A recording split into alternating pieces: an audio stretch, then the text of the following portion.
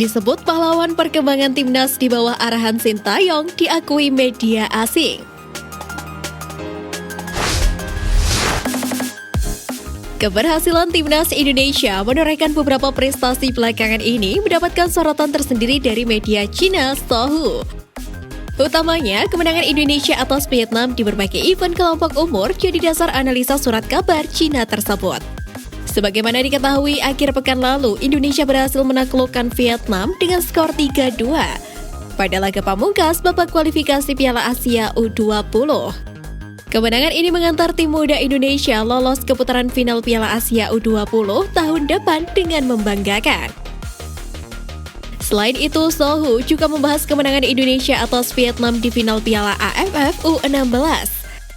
Skuad arahan Bima Sakti sukses mengalahkan Vietnam U16 dengan skor 1-0. Berdasarkan dua kemenangan tersebut, Sohu memprediksi Indonesia akan melewati Vietnam dan Thailand untuk menjadi negara adidaya di kawasan Asia Tenggara.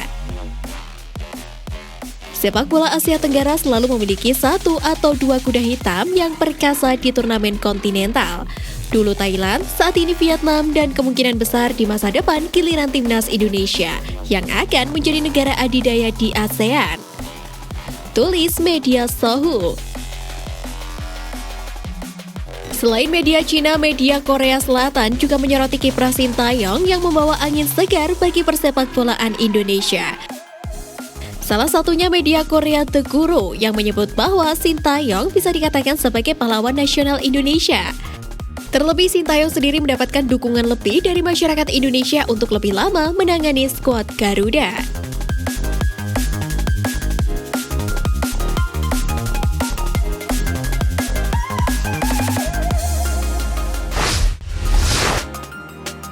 Kunci mengalahkan Curaçao di FIFA Matchday.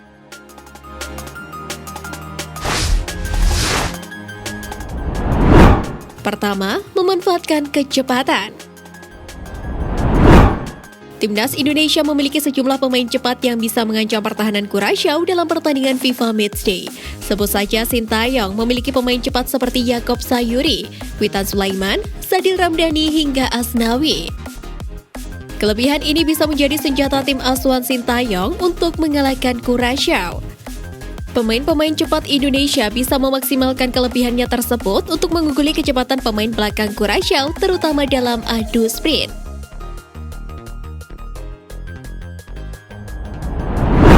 Kedua, serangan balik. Strategi serangan balik ini bisa menjadi salah satu senjata Indonesia untuk mengalahkan Curaçao pada pertandingan FIFA Matchday nanti. Strategi ini bisa dilancarkan Indonesia karena tim Garuda memiliki pemain-pemain cepat di lini depan untuk memaksimalkan serangan balik.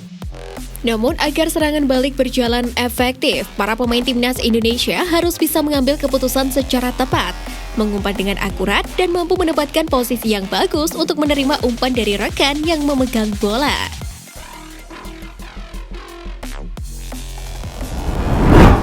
Ketiga, bola mati.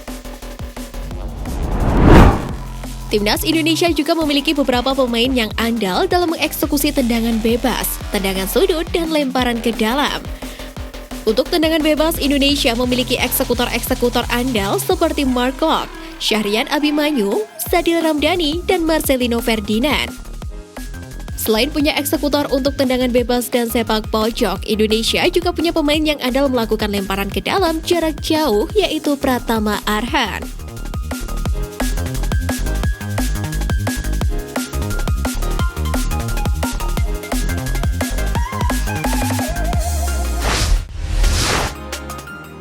Takjub dengan Indonesia, media Vietnam akui minta bantuan.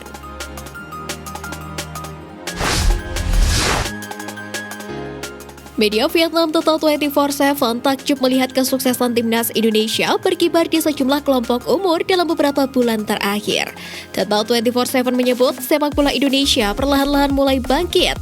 Usai mampu mengalahkan Vietnam, khususnya di Piala AFF U16 dan juga kualifikasi Piala Asia U20. Sepak bola Indonesia sedang menciptakan demam yang belum pernah terjadi sebelumnya setelah kemenangan atas Vietnam. Sepak bola Indonesia telah mencatatkan sejumlah prestasi di level regional. Sebut saja menjadi juara Piala AFF U16 2022 dan lolos ke Piala Asia U20 2023 sebagai juara grup. Tulis Total 24/7. Selain memberi sanjungan, Total 24/7 juga mengumbar harapan, khususnya kepada Timnas Indonesia U20. Total 24/7 berharap Timnas Indonesia U20 lolos ke semifinal Piala Asia U20 2023. Pasalnya Indonesia yang telah lolos ke Piala Dunia U20 akan memberi keuntungan bagi tim lain.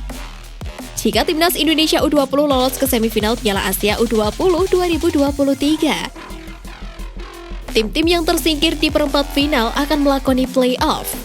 Nantinya, tim pemenang play-off berhak lolos ke Piala Dunia U20 2023. Dengan begitu, peluang Timnas Vietnam U20 lolos ke Piala Dunia U20 23 masih terjaga. Jikapun langkah skuad asuhan Din Tae-nam terhenti di perempat final Piala Asia U20 2023.